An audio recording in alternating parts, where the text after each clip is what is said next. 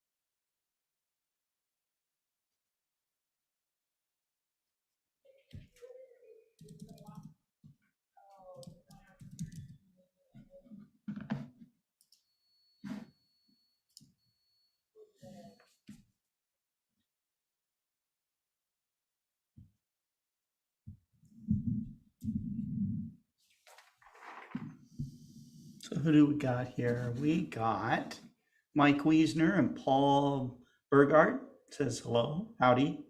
John Wadsworth, nice to have you on. And Jeff Weiss, who's saying great event last night. Scott, well, you know what? Those presenters they knocked themselves out last night. They did a great job. It was really interesting to have Tom Field from RSpec on. Having Tom Menegini from Mount Wilson Observatory there. Of course, with John Briggs coming back. It was great to see Cameron Gillis again. He gave a great camstronomy catch up, which is totally cool. And the guys from Astroworld TV, and of course our regulars, David Levy and David Eicher, and Carol Orge from the Astronomical League, of course, was there. Livy and the Stars came back, which was totally cool. She hadn't been on for a while. So, and there was many more. So if you didn't get a chance to watch Global Star Party 89 last night, you can watch it once again, and replay, whether you're watching on YouTube or on Facebook or Twitch or Twitter. So, but we really appreciate the comments.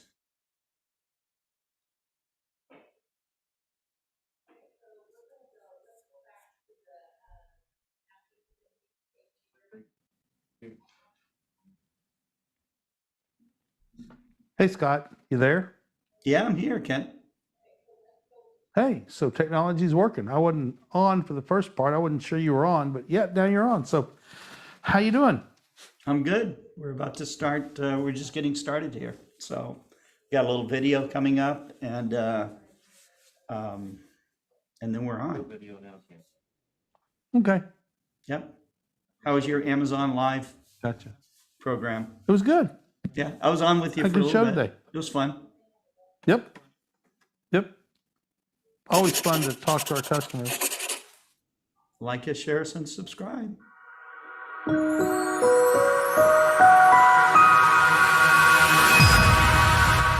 Problem is I can't see the monitor. We talk a lot about Charon, Pluto's largest moon that is half the size of its host planet. But what about the other 4 smaller moons? They are interesting, to say the very least.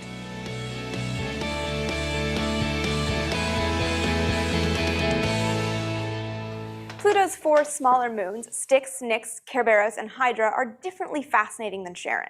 These moons are each 20 to about 50 times smaller than Charon. They aren't round like Charon, and unlike pretty much every moon in the solar system, they are not in synchronous rotation with their host planet. They don't always show one face to their host. Instead, they are spinning incredibly fast. Hydra, for example, the most distant of the 4, spins 89 times for every orbit it makes around Pluto. New Horizons mission scientists suspect these chaotic spin rates could be due to Charon exerting a strong torque on the bodies that stops them from settling into a more common synchronous rotation. But that's not all. These small moons also wobble far more than scientists expect small moons to wobble. They behave like spinning tops more than anything else. This uncommon movement could be explained by observations that suggest these 4 moons were formed when multiple smaller moons merged, which means at some point in Pluto's history, likely in the aftermath of the theorized impact that formed Charon, the tiny planet had more than 5 moons, but the smaller moons coalesced into the ones we see today. And it's worth noting that these are Pluto's only moons. Mission scientists did expect to find more moons when New Horizons reached the Pluto system, more leftover debris from the impact, but found nothing. Pluto only has the 5 moons that we discovered from the Earth.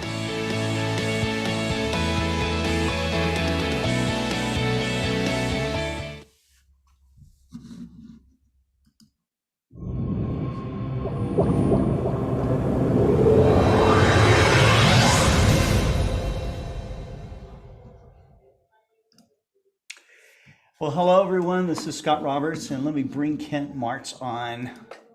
We are glad to be here with you today. There you are, Kent. So you're in the studio today, looking nice behind you. Very nice. So you were on Amazon Live today, which you are often. And you guys were talking. You were talking about, I guess, astrophotography. Is that right? We're just doing some general discussions. That's what it amounted to. We started out with talking about the new ED80, Essential Series ED80 that we have in stock. Came back in stock. Beautiful telescope. It was the first new one Annie had seen because we've been out of stock so long. And she walked in the studio yesterday and she went, "Oh, that's beautiful." And she sat there and the focuser is perfectly buttery smooth. It's just beautiful to look at and beautiful to use. And had it on top of an IEXOS 100 mount. Great little combination. 3 counterweights, takes an extra counterweight to balance it, but a spectacular combination. It's going to do well for visual and give people the ability to do astrophotography if they so choose. And with the sun coming out of a very deep solar minimum, when there was absolutely no sunspots for months and months and months and months and months, and I don't know, a long time. I think it's stretched a span of maybe 2 years. The sun, Scott, as you know, goes through an 11-year cycle from solar minimum with no sunspots to solar maximum with a whole lot of sunspots, and we are well on our way to a good solar maximum. There's lots of sunspots on the face of the moon right now, face of the sun right now, and that's getting me talking about thinking about solar visual or solar astrophotography, solar photography, and safe ways to do it. The sun's up, and you can do this anytime the sun's up. Just like, when it gets dark and the full moon's up, it's hard to do a lot of astrophotography. People shoot the full moon. Well, shoot the full sun as well. So, talking about that, and you brought up the point with the annular lunar eclipse in October of 2023 and the total lunar eclipse of 2024. Now's the time to start working on your skills to pull that off. If you wait to try and take pictures of the sun the day of the solar eclipse, you're going to probably be less than satisfied with your images. So now's the time to start talking about it. And doing that can start with this right here, the Explore Scientific Sun Catcher. It says Sun Catcher on the side right there. This is solar safe film, and I tell people anytime you're going to use it, put it up to the sun and hold it at arm's length and move it around, not looking straight at the sun but at an edge, to see if you see pinpricks or creases or tears, because then you don't want to use it, you want to replace it. This is a very simple ship flat cardboard piece that you will assemble and then use to fit your scope. It comes with these triangular shaped blocks that then you cut down and get a really go on with self stickum. And the stickum on this is worn out because we've demonstrated this so much, but the stickum goes on, and you can see you can create, there's one fell. It's not going to cooperate. It did earlier, but you get the point of what's going on here. There we go. You get the point. You cut those to where they fit the sun dew shield or diameter of your telescope, and you want to make sure it's a really good, tight, snug fit. You don't want it to slip on easily, because if you do that, the wind's going to blow it off, and that'll be very, very bad if that happens. So you want this to be a good tight fit, and you always want to use a solar filter that goes on the very front of your telescope. You don't want to use a solar filter that you screw into one of your eyepieces, because those are going to build up a massive amount of heat and eventually crack. And as Paul said earlier, I thought this was a very wise observation. You can replace your camera and you can replace your telescope, but you cannot replace your right eye. And, you don't want to do something that's going to jeopardize your vision. And using those screw-in filters that go in eyepieces, extremely dangerous to use. So you're either going to use a solar safe film, or you're going to use a specialized telescope that is designed for hydrogen alpha or something like that. Paul, you've got an animation. Is that live? Is that up right now?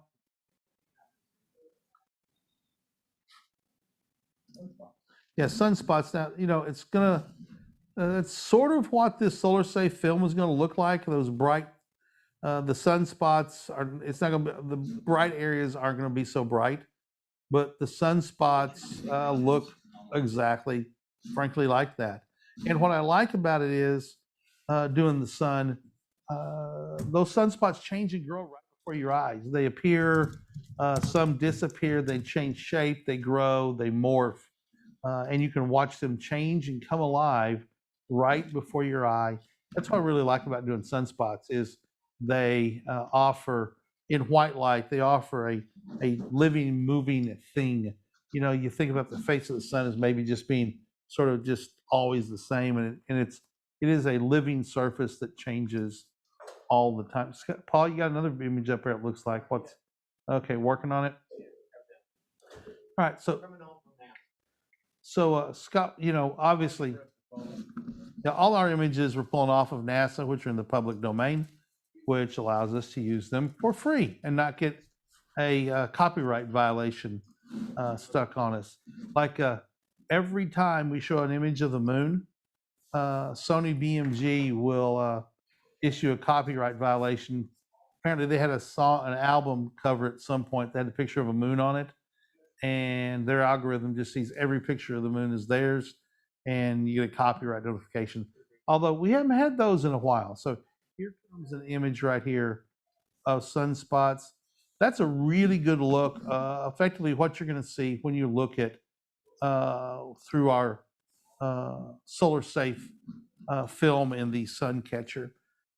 And with the eclipse coming up, I tell people, don't wait to get your solar safe sunglasses, eclipse glasses at the last minute. Plan ahead because we had Eclipse-ageddon here, I think is what everybody called it, right before I started. That was massive in the run up to the eclipse. Everybody went, "Oh, I need eclipse glasses," and started buying them off of just wherever they could find and off of specifically Amazon. And then Amazon recalled every one of them because there were so many bad glasses being sold by unscrupulous dealers. If you're going to buy something that's going to affect your vision, I think you're smart to use a vendor like Explore Scientific or another reputable. I had trouble with this. Reputable. Reputable. Boy, I'm having trouble with that today. Reputable vendor, not just any old Yahoo that you find on the internet. And that's 75% cheaper than the ones over there, so I'm going to buy those and save myself. Most eclipse glasses are very inexpensive, and they are, so it might cost you, 50 cents more or something to get something that you feel is, ISO certified, safety tested, that kind of thing. We take the effort to make sure that we have all the safety testing done. We not only go through ISO safety testing, but because Explore Scientific also sells to children, okay, we have to go through expensive and very thorough toy safety testing, okay, which is actually just as hard or maybe harder to pass, okay? So so that you're going to make sure that you got something that's really, really checked out and is authentic and safe. And so, we post those safety testing certifications up on our site when they're done. So, but we're getting ready, like some people are not. I know the masses are not getting ready for the eclipse. They're like thinking about it. They're going, well, we should get a hotel room, or we should get, where are we going to go for the eclipse? They're thinking along those lines. Guess what? Many hotel rooms are already booked. Okay. And, and there are programs that are going to be very tough to get into. We have an event called the Crossroads of the Eclipses coming up, where you can get at a reasonable price, okay, a good spot on the center line for 2 eclipses. This is really unusual for the 2023 annular and the 2024 total eclipse. And, so we'll be there with, safety, solar material if you need it. We'll make sure it's a lot of fun. So, and in a safe environment. It's going to be, we're going to have safety people there. We're bringing in bathrooms and showers. It's on a ranch out on the Texas Hill Country. There's no services there. So we're going to be working on getting good cell service for a limited time. There's a lot of moving parts here. It's going to, our expectation is it'll sell out, and we're going to be providing programming leading up to it. We're going to have camping there. So if you've got an RV or a plan to come with a tent, we're going to have camping available because, it's a couple of hours from west of San Antonio. So you're going to be able to drive back and forth. But the day of the eclipse, our advice is plan to stay, because we faced this in Casper, Wyoming, when I went up to the eclipse, the traffic jam was an overnight traffic jam with people trying to get out of Casper, Wyoming. I think the same problem is going to happen in It's going to be worse. western It's going to be worse. Texas, because the highway system is less out there. Yeah. So, and it's Texas. If you look at the cloud cover projections, historical average, the best place in the United States you're going to have chances of being clear is in South Texas on a percentage basis.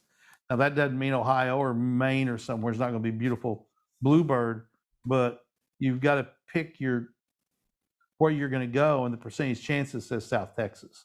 So, and it is very rural where we are.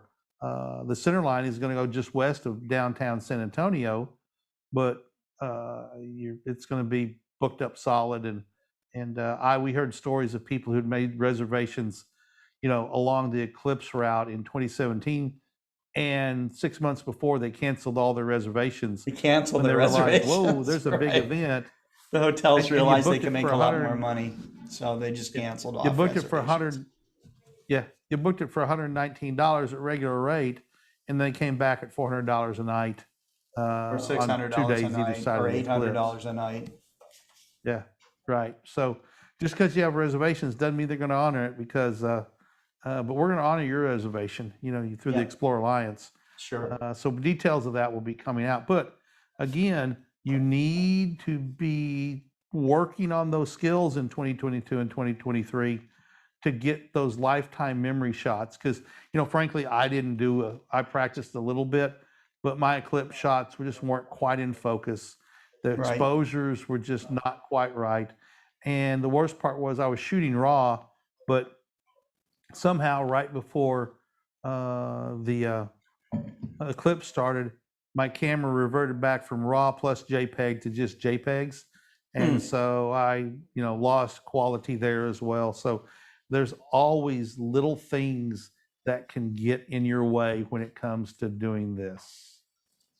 So Kent, this is Paul. You were saying in the Amazon Live about watching sunspots grow and swim. Yep. And I've got a little bit of video for that. Okay. Run that up. Let's see here. Cue up that beautiful sunspot video. There it is. Yep. There we go. So there you can see them growing and just moving along. Yeah, it's amazing to see them grow over a period of an hour or two. You can see them change and grow and shrink and sort of be like an amoeba and change shape. There we go. So Look at that. yeah, This Very was 2011 a sunspot group as seen by SDO/HMI starting in early February and continuing for 2 weeks. And the images are sampled 1 hour apart. and so here you're seeing it moving towards the limb, rotating off, because the sun rotates just like the Earth does. Sure. A lot of people don't realize that. They just think it sort of sits there and just like a lamp on a end table and produces light, but the surface of the sun rotates. And interestingly, the sunspots tend to occur in a northern band and a southern band as well. So they happen in bands moving on the surface of the Here's sun. a question So, for you. anyway, Kent. I'm How looking can they really s- forward to it. Go ahead, Scott. How can they spot those sunspots on something that gives that much light? Okay, that's a good question. The Solar Safe film has a mirrored surface and has a measured density, and Scott can probably talk about more about the science because he's been involved in that. But the whole point of it is it's basically a rejection filter, and it keeps like 99.5% of the light from coming through.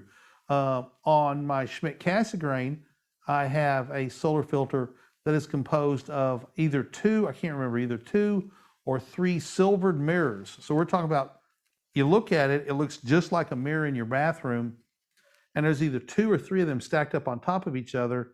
And what you're seeing is the light that came through those silvered mirrors and weren't reflected back. And it gives a very beautiful image of the sun. And it's basically either a reflection or, like our solar safe filter, a reflection or actual blocking of most of the light. So Scott, you got a better explanation than that? That's basically true, but it's even it rejects more the harmful rays than what you described. It's really like a millionth of the strength of light that would be coming through. So it's absolutely safe to look through it. But what's not safe? We had an amateur astronomer in call customer service. They, and you would think that someone that uses large telescopes might know better, but they asked us, could you use our eclipse glasses to look through the telescope? Would that be okay? Okay. And so I ran outside at that time and made this video, which I'll share. I'll say, yeah, but Scott, let's just say you don't want to do that. Right. Okay, Let me show you'll you see what why. happens if you do. Because this is what's So going to it's a happen if you beautiful do this with your sunny Mark day, 1 and we have eyeball. our refractor out, and I've got my eclipse glasses on, and I've got my safe solar filter. Of course, the eclipse is not here yet, but I wanted to take a few minutes just to show you some things about solar filter safety. The filters that we use is the Thousand Oaks material. It is rated to the highest ISO standards, and actually independently tested by us as well. So just to make sure that those standards are met. So if you're going to use a telescope to look at the partial phases, and let me underline partial phases to you. You use eclipse glasses to observe the sun in partial phases when it's in total. If you're going to be on the path of totality, you can take the glasses off, and only during that time, which is going to be roughly 2 minutes this time on August 21st, only during that time can you directly look up at where the sun is, because it's completely blocked out. You'll see the corona, you'll see lots of really cool effects they'll leave you speechless. But during all the partial phases, you have to have safe solar filtration. So how do you do it properly? Let me show you. First off, let's show you what you shouldn't do. What you shouldn't do is put on eclipse glasses and look through the telescope that's unfiltered. And I'll show you exactly why here. We're going to point the telescope directly at the sun. And right now, we have sunlight coming right through the eyepiece. Turn that up a little bit. If you use solar glasses and look right at the filter material, you see it's already burning. It's burning a hole right through the solar filter material.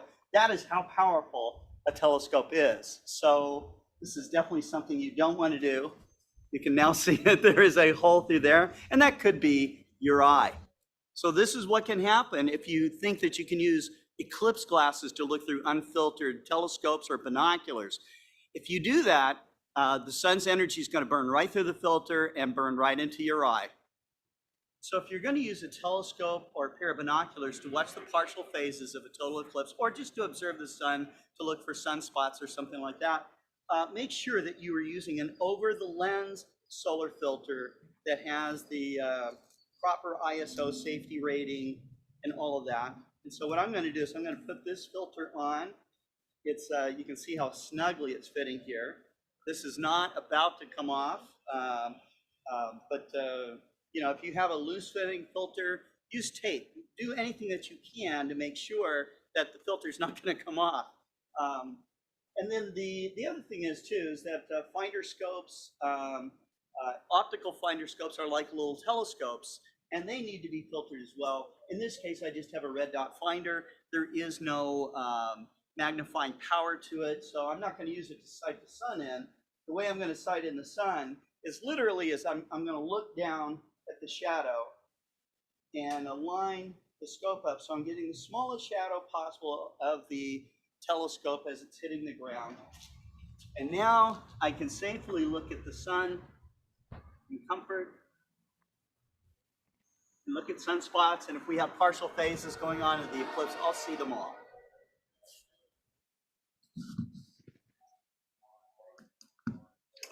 So that's that was my spiel on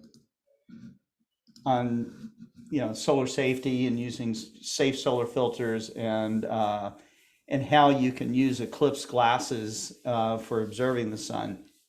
But it's not too early to start getting ready. Explore Scientific does sell the over the lens solar filter material, and we can get one set up custom for your telescope, no matter what size it is. So, that's that. Now, Kent, we were going to talk a little bit about photography, beginning photography setups and everything, and you wanted to talk about the sun a little bit as well. Yeah. So Scott, I want to talk real quick. You were talking about ISO ratings and Yeah. consumer testing logos and stuff. After the eclipse in 2017, Explore Scientific was the receiving center for Astronomers Without Borders who thought they might get a few thousand eclipse glasses sent in, and 5 to 7 million glasses later, we still have eclipse glasses come in. I just periodically, received a package yesterday or the day before. Did you? With eclipse glasses in it that were being donated. That program has come to an end for a while now. So. Yep. So the group, the nonprofit board I'm on, the NWA Space, working to build a science education center here in Northwest Arkansas, was effectively the team that examined all those glasses, and we found many bad glasses that had all the appropriate ISO and consumer testing logos and everything else. Yeah. And just because those are on there doesn't mean anything, because people who are going to manufacture the glasses are going to do everything they can to make them look right. They don't care about your vision. They care about getting your money separated from you and don't really care. And they're going to lie about everything. And so that loops back into was pretty self-evident from a reputable source. Don't just go to whoever you find. Do your research. Go to a company that's been around, that has a name, that has a presence, that is going to do the right thing, and not just buy a bunch of whatever and run it through and call them eclipse glasses. And we actually found examples where literally they had photocopied and then reproduced another company's glasses with not solar safe film. It looked, once you do what you're looking for, but the consumer wouldn't see that. The consumer wouldn't know it. And so, I can't stress enough about buying from a reputable source, whether it's us or somebody else. Your vision is important. And like Paul said, you can't buy a new eyeball. You can't buy a new retina to put in there that's got an image of the sun burned into it. So it's worth spending a little bit more money or a little bit more time buying from a reputable source. So, so Scott, your question was about what specifically now? I was reading a question here. Let's see.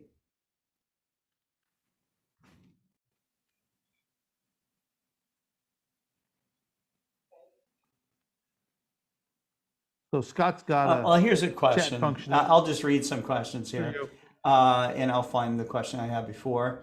We got off on a sidetrack, but Lubo in China is wanting to know, he's watching on YouTube. He says, can you hurt your eyes by looking at the moon through a very, very big telescope? I think you could, through a big enough telescope, permanently damage. I don't think know. so. I don't think so. I know. I will tell you this. I have used the Palomar 60-inch telescope to look directly at the moon with no filter, and it's reflected sunlight. So it's not like you're looking at a source of light. It's reflected sunlight. Right. But I'll tell you this. I was with the San Diego Astronomy Association, the SDAA, had rented the 60-inch for that one night, and I was with the club, and I was the only guy, okay, that actually put my eye to the eyepiece. And so, because a lot of people saw what looked, I mean, the eyepiece was coming straight out the back of the telescope, and you could see the moon projected on the floor, okay, from the brightness of the moon. It was like a 4-foot diameter moon on the floor. And people were just like backing away, going, I'm not going to look through that. I said, get out of my way. I'm going to go look at this. And it was beautiful, Ken. So- I mean, I could see like, Was it a full moon? Was it a full moon or a Um, partial moon? it was a gibbous, Phase it was a moon. waxing gibbous moon. Yeah. And you could see like So- gentle rolling hills on the moon, with all kinds of, countless craters. Yeah. It was beautiful. I want a full moon. I mean, even in a small telescope, a full moon is bright, really bright in your eye.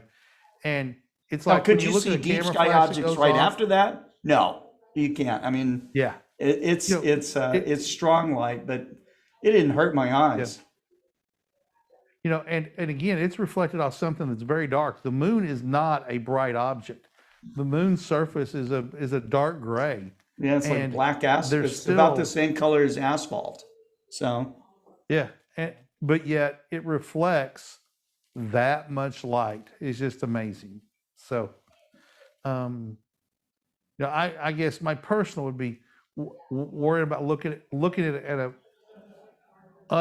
unfiltered, like some without a neutral density filter, full moon would be painful to your eye, I think, because it's already painful on little telescopes. I use a Dob 10, and people look at the moon and they get down there and go, "Oh wow, that is bright. That sort of hurts." And it is, but permanent damage, I don't think so. But it's definitely going to be a full moon through a 60-inch telescope would be bright. 60-inch. That's for sure. Yeah, that's for sure.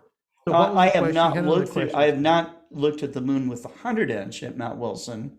Okay, but I know people who have.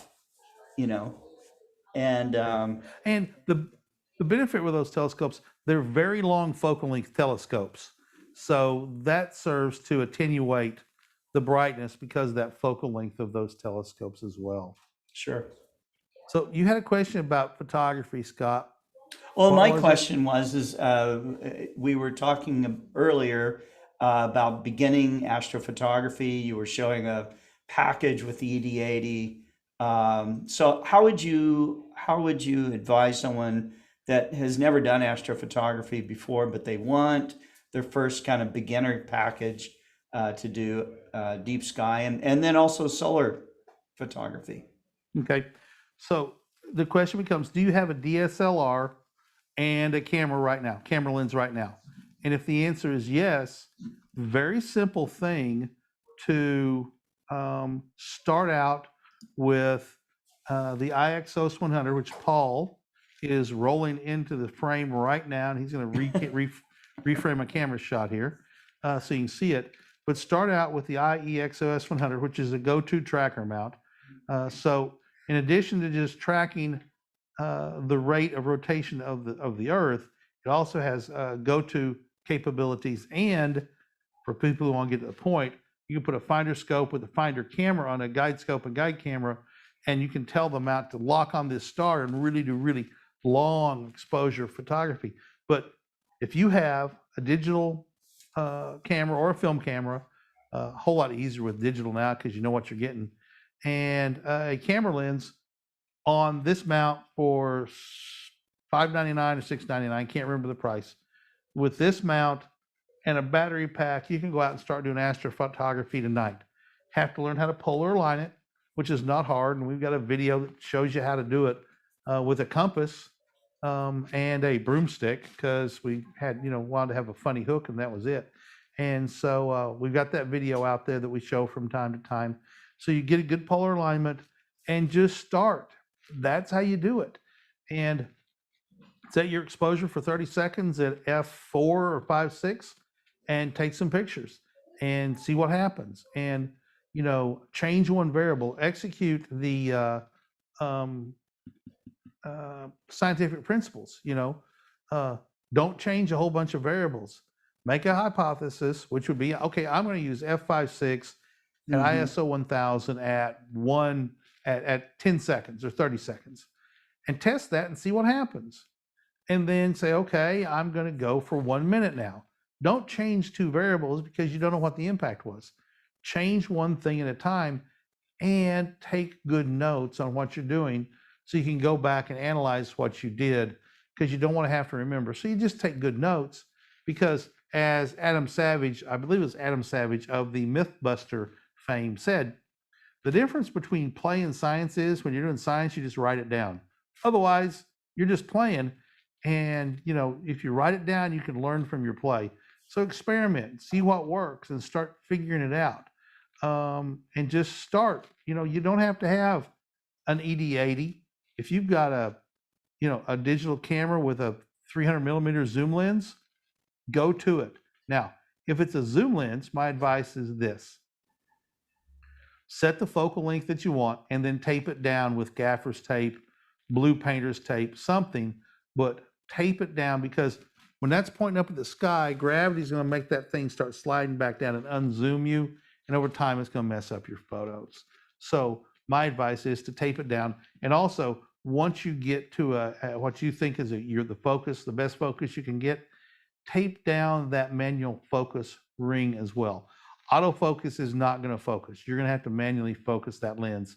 But once you get it focused the best you can, then tape that thing down so it won't turn, and start. So if you've got a DSLR, you've done stuff, or you've got the budget and you want to get a camera that is going to attach to a telescope, not a problem. We sell gear where you can easily attach your DSLR to this beautiful 80 millimeter Essential Series telescope.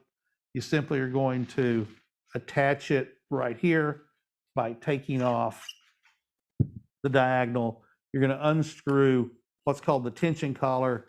You're going to put another diagonal, another extension tube on here. This piece right here unscrews, real simple. This is called an extension tube. It does not come on your telescope, but it comes in the pack with the telescope. So for visual, you're going to put one on. For astrophotography, you're going to put two on with a digital camera, DSLR. If you're going to do it with many of the dedicated astro cameras that are out there today, you may need a third one or a fourth one. We sell them on our websites as well for what you're going to need. And then put your DSL on there using a thing called a T-ring. It just simply, how your camera goes onto your lens and you turn it and it locks down? Same thing. You simply are going to put that on here and then click, click, and now you've turned your telescope into a camera lens, and off you go. Start taking pictures and literally just experiment with setting. But you're going to use probably something around ISO 1000 and start out at 30 seconds or a minute and see what happens. The better your polar alignment, the longer your exposures can go, because it keeps pointed at the same spot longer when you're doing it. And then you start mastering that. You start saying, okay, I want to get better. And you start using a guide scope and guide camera. This finder scope won't work because you can't easily hook a camera to it. It's meant for visual, but you can buy one that you can hook a camera to. That is a second camera. That second camera finds a star and locks on it, and then feeds back into the mount and tells the mount which way to move, because as that star starts to move off that single pixel, it tells it to stay on that pixel and moves it in the correct direction to keep that star on that pixel. And now doing that, you can get some 3, 4, 5 minute exposures sometimes, and really start doing astrophotography, really, really getting deep. It's a progress, just like anything else. If you're going to start playing the guitar, you don't start playing, Stairway to Heaven tonight. You're going to have to work your way up to a complicated song, but you get the pleasure out of playing the guitar and hearing the music and progressing. You get pleasure out of taking pictures and going down the road. So something new on our new restock of our Explore Scientific Essential Series and FCD 100 telescope, Scott, is the finder foot that's on here. I'm going to take off this finder scope, our telescope, all our high-end telescopes now come with a hybrid 2-in-1 foot. So it'll take the foot right here, which is the Explore Scientific T foot, and if you look at it upside down, it looks like a T. So this is the Explore Scientific Mead foot, but this also comes over here, and I think I can turn this around and give you a better view. Let me see if I can. What's nice about the Exos 100 is there's not locks, there's clutches. You can just spin it around. Ooh, right there. So there's a really nice view of the finder base right there, and let you see that we're getting it focused right there. So as you can see, Paul's trying to get, there we go. So as you can see, the T foot is going to go right here. Oh, you want me to talk about that? Okay. So this is getting ready to be a world premiere here. No one outside of this company has seen one of these. We had some testers. You're getting ready to get a world premiere here.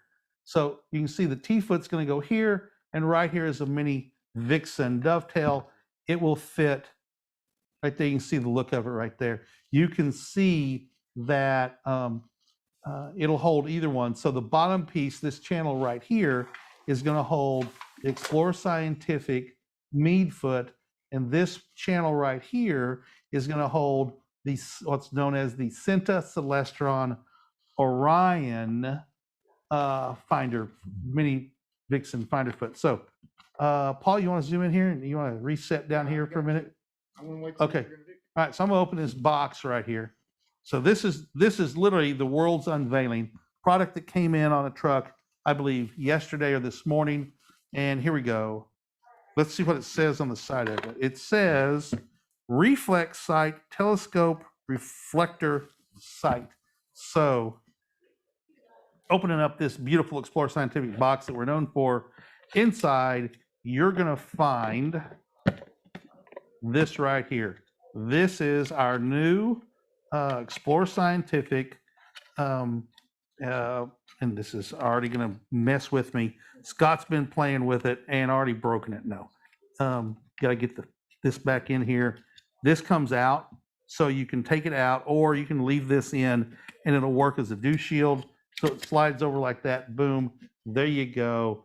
This is the Explore Scientific Reflex sight. It will fit on the mini dovetail, which fits here, and it's comes on. I'm going to use it just like that, and when I'm doing nights, I'm simply going to use that as the dew shield right there.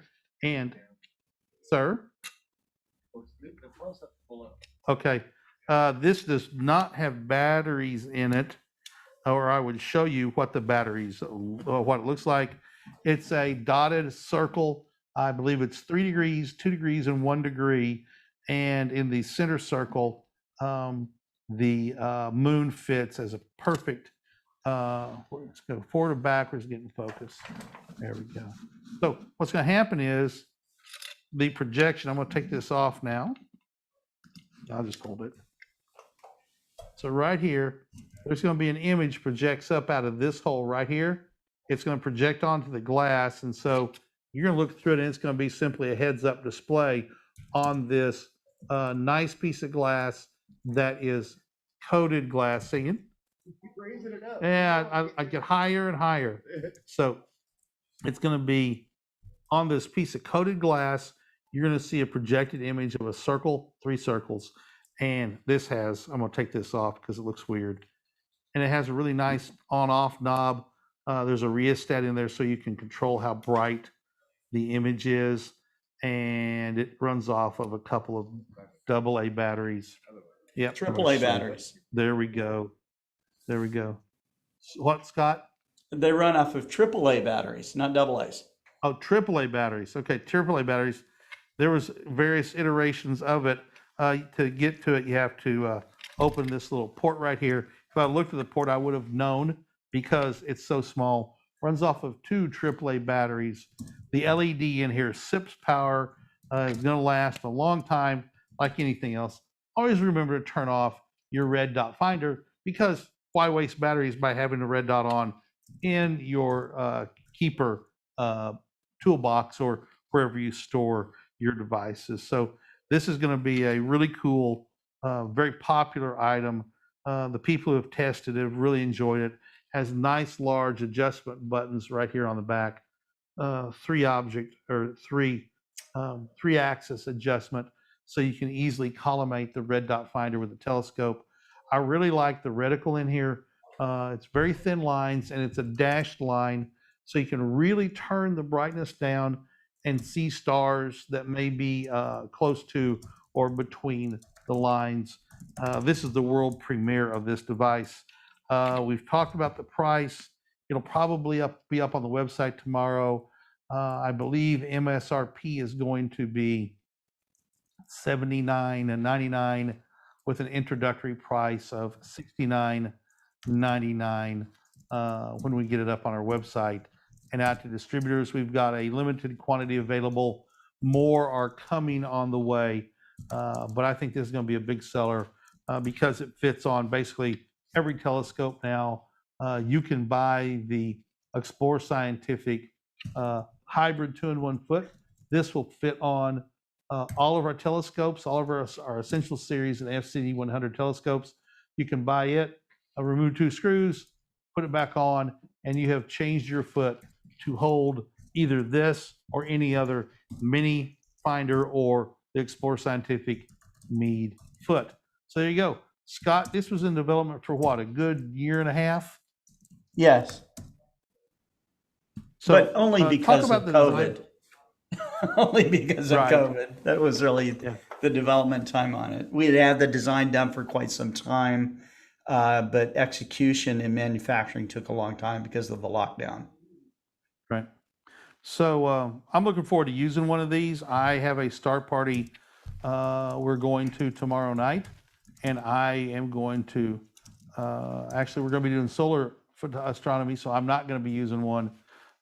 We have a star party Saturday night that I'm going to be going to, and I certainly will be using one of these as well. So looking forward to all this stuff. So Saturday night, Scott, we're going to be at Pea Ridge National Military Park, volunteering with the National Park Service to have a solar astronomy in the afternoon, and then having a standard astronomy star party from 8 until I believe 11 o'clock at the Visitor Center at Pea Ridge National Military Pea Park. Ridge, okay. Scott, years ago, Scott, it was the largest star party I have ever been to. The National Park Service was counting cars, and actually they were stopping and counting people in the cars. And they were such a traffic jam. They were backed up many cars deep on US Highway 62 at the entrance to the park. Right. And so to speed things up, they just started counting cars and estimating the number of people in each car. They went a multiple of 3, and their numbers were between 1,800 and 2,000 people showed up for this star party. I think that what was probably going on was at the star party? It was just a normal. just a normal old star party, and We everybody. have a lot of people interested in decided- astronomy around here. It was staggering to see. We had 7 or 8 or 10 telescopes. It was, we weren't prepared for that size of an event, and the Park Service wasn't either. And Bill Murphy, who's now the president of Sugar Creek Astronomical Society, took over for me after my 2-year term. Got there late, and he thought there'd been a wreck. Traffic was backed up so bad, and so he finally got there. And I was sitting on my telescopes, and there was this big group of people around me just sort of watching. I was chatting with them a little bit, and they're asking questions. And I thought, why is everybody here watching me set up my telescope when there's, half a dozen other people? And so I finally looked up and looked around. There was this gigantic circle of people around every telescope. There was probably 50 to 100 people, 75 people watching me set my telescope, and they were over watching other people do the same thing. It was truly astounding to see. Literally, the Parks Department counted an estimated a minimum of 1,800 people and said possibly up to 2,000 people. I have no doubt It was busy, and we were there late into the night that night, letting everybody look at things we were going to look at. It was in the fall. I remember the Pea Ridge football field lights had a home football game that night, and they're probably 5 or 6 miles west. And we were there well past when they turned the lights off after the football game. And when they turned the lights off after the football game, the sky got really good that night. It's the joys of doing star parties. You never know how many you're going to have. You might have 5, you might have, who knows how many decide to show up on a beautiful fall night or spring night. So that was truly amazing. But anyway, the world debut of the Explore Scientific Reflex site, that's the name of it, is the Reflex site, telescope site right here. You've seen it first. We're going to be announcing this to dealers and probably tomorrow, and may have it up on the website ready to be sold. Nice, sleek design. It's a I really like the fact that it's a piece of glass. It's coated glass right there, and the protective cover also serves really nicely as a dew shield. We're also talking about another way to put like a sock or a beanie. I think, Scott, you called it a beanie. I called it a beanie. Calling it a beanie. Yeah, Vixen makes this thing that looks like a beanie for road. rifle scopes, right? So yeah, it's just a slip cover that goes over. Yeah. Yeah. Now So the that other was thought point of about literally today. the reflex side is that all the knobs are much larger than what you would see on a competing reflex site. So Right. it's a Easy little to bit feel, easier easy to to get get a at with hold of. gloves. Yep. I look forward to using it, getting a real world experience. I know Tyler said he's buying 2, and I'm going to buy 1. So the quantity that we have on hand is Yeah, so that plummeting means that they're quickly. almost all gone now. Yeah, there's more than 5 or 10, but not that many more than 5 or Not 10. that many more. Now we do have a bunch. We do have a bunch more coming, but those are the ones that we had express shipped to us, so we can basically send them out to people and get them in the hands of a few people and start the review and advertising process for them. Okay. So that was a surprise. We also have, Scott, the sale was supposed to end Monday, we talked about. We have a sale going on for the Explore Scientific or Bresser 70 degree, not waterproof eyepiece. I decided we're going to run it through Friday and end the sale on Friday. This is a $99 regular price that is selling through the sale for a grand total of $50. One Ulysses S. Grant, and you can have this well-engineered, generous 70 degree apparent field of view, 25 millimeter eyepiece. There's 2 versions. One says Explore Scientific, the other one says Bresser. They're exactly the same eyepiece, just different engraving on them as well. It's a heck of a deal right here, Scott. I was looking, and we've had some pretty good sales on these. We've moved some of these eyepieces, and Sure. going to last for another couple of days. So don't delay.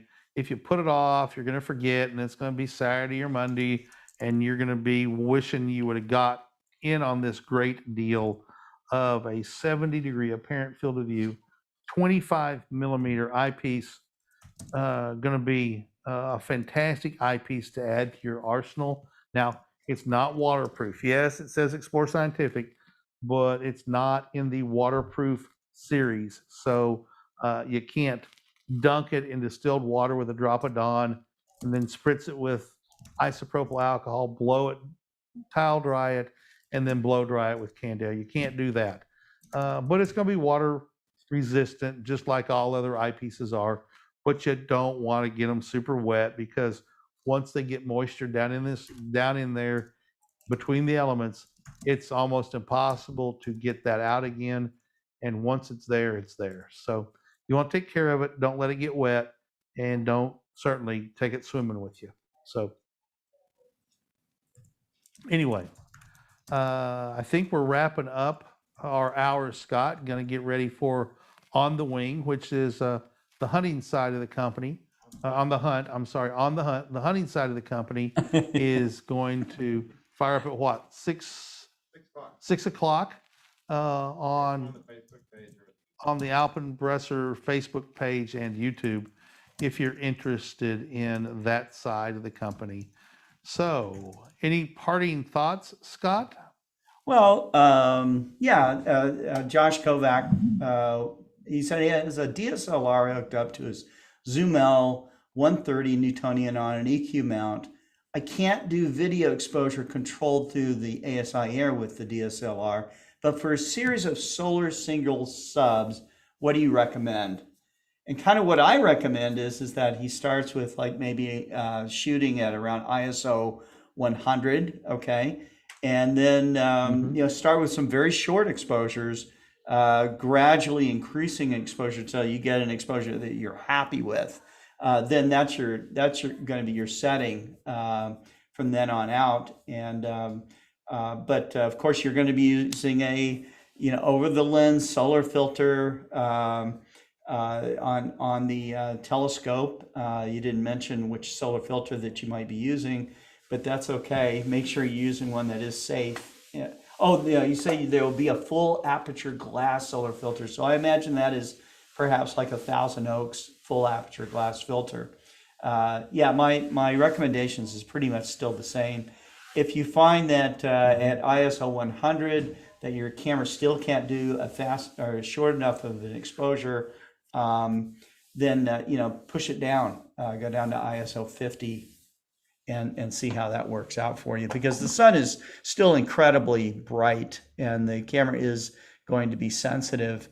You're not in danger with the filter on of damaging your sensor, but nevertheless, it's not going to be very long. So, Scott, I'll add on to that. Don't rely on the camera back to tell you to look at the exposures and decide which one's the best. As you take pictures, if you take 4 pictures at ISO 100 at one Oh, you mean that second, little display that's on right? the back? Is that what you're saying? Right. Yeah. Don't use that little display on the back of your camera to make judgments about the quality of your exposure. You need to shoot a series of pictures and take very good notes. Picture number 1 was this. Picture number 2 was that. Picture number 3 was this. And then pull the card, put it in your camera or put it into your computer inside where the light is going to be like you're going to look at it on a screen you're used to looking at, and then evaluate your options and what worked. Because, I was in the newspaper business for my entire career and went digital in 2000 or 2001. And I can tell you what you see on the back of your camera is better than nothing. But if you have an option, always go look at it on a computer and look, Sure. the sun's going to still be there unless it clouds up. So you can spend 10 minutes out taking various exposures, Yeah. go inside, stick it in the computer, then count, go, okay, this was these, and match it up with your list, and then go from there. Now, one trick I used to use it when I was doing football, when I knew where the games were, or basketball, I just take a picture of the clock every few minutes so I know exactly when in the sequence those pictures were taken. Obviously, you can't do that easily with a solar filter, but you've got to, I guess you could turn the date and time on if you wanted to and project that on one and then take a picture and Yeah. then turn it off. I'm or turn curious. Turn it back on, turn it off. But I'm curious if you shoot raw, your images in raw, does it date stamp your images in a DSLR? it should date stamp, the images should be date stamped on the SD card automatically. I see. And in the Yeah. metadata as well. I do know that you're going to have if you have a GPS, if you have it enabled, you're going to get your GPS coordinates. You're going to get your, and a lot of cameras, if it's less than 2 years old, you're going to get your gyroscopic information in the metadata. You're going to get the copyright, date, time, second, what your aperture was if you're using a lens. Yeah, the whole bit. Everything's going to be in there, your exposure time. It's all going to be there. down to the last possible bit. I don't think it'll tell you what you had for lunch, but it'll tell you where you ate. Yeah. So, if you're using a program that shows the metadata, you're in business. If you don't, then keep better notes so so you can do good evaluation of what works and what didn't work. And it may be a case of you took a exposure here and you took an exposure here, and you think, well, maybe it's in between. So you can go back and test in between. And remember, high thin clouds are going to change it. Angle of the sun through the atmosphere is going to change your exposures. It's not this is always going to work this way. What you determine becomes a really focused starting point, but you may need to modify through your shooting session. And most certainly, when you're shooting an eclipse, you want to bracket. If you have an automatic bracket function, you want to enable that. So every picture you take, it takes 3 or 4 bracketed shots. So you're sure to find one in there that's maybe better than the other one. Well, and if you run Photoshop, you can take your brackets, either ISO or aperture, or both, and tell it to combine them, and you're going to get a higher resolution. Yeah, You're basically true color photograph. That's going to be like 100 megabits big. You're making an HDR picture, basically doing that. Yeah, high definition. Yeah, and that's how you get them. You're right, by combining the best of every image. So, any other comments or questions there from the family, Scott? There's quite a few comments. Tarek is still thinking about his solar telescope package, and which one he's going to buy.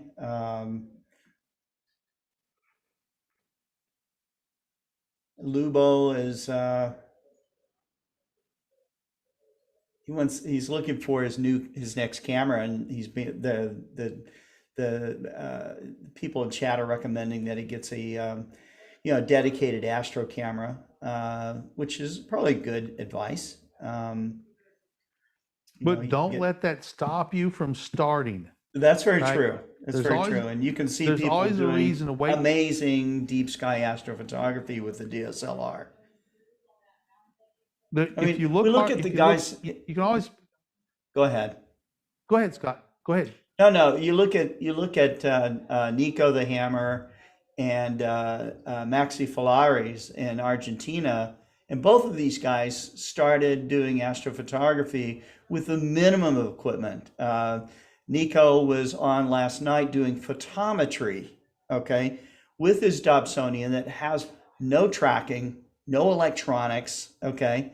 He just has a camera and he has some basic software, all right, but he knows what he's doing, and he was able to get science out of his system, with the minimum of expense. The same deal with Maxi. Maxi uses a small Newtonian telescope.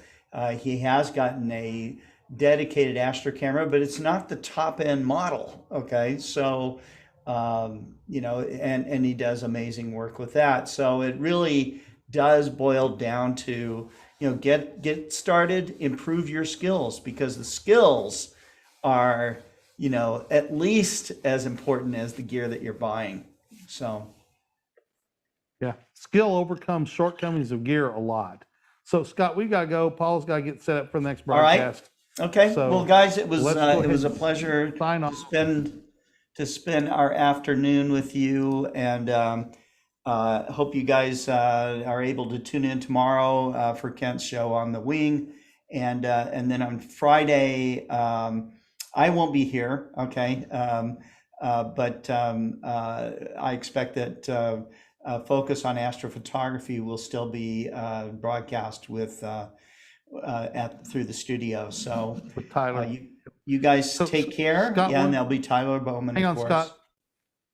Hang on, Scott. One thing.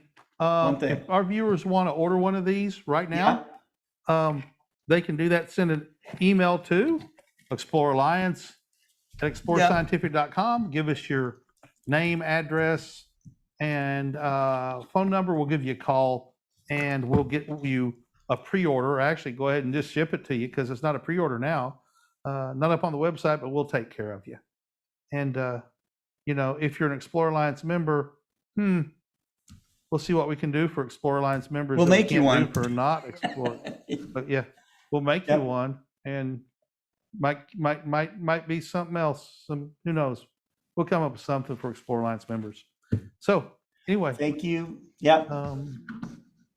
Yep, that's it. Scott, had a great time. Thanks for being with us today. You're very welcome. Take care, guys. It was a pleasure. Good night.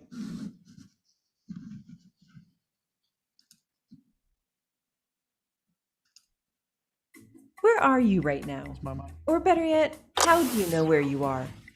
Most likely, you are using an app that is using a GPS to pinpoint where exactly you are on Earth. But what you might not know is that behind your favorite navigation app is an invisible infrastructure of systems working together to provide you an accurate location. And at the foundation of these systems is a TRF, or Terrestrial Reference Frame. So reference frame is fundamental to any kind of mapping, location, positioning, navigation application. That's Dr. Stephen Merkowitz, NASA's Space Geodesy Project Manager. Simply put, geodesy is the science of measuring and understanding the shape of the Earth, its orientation in space and gravity, and how they change over time.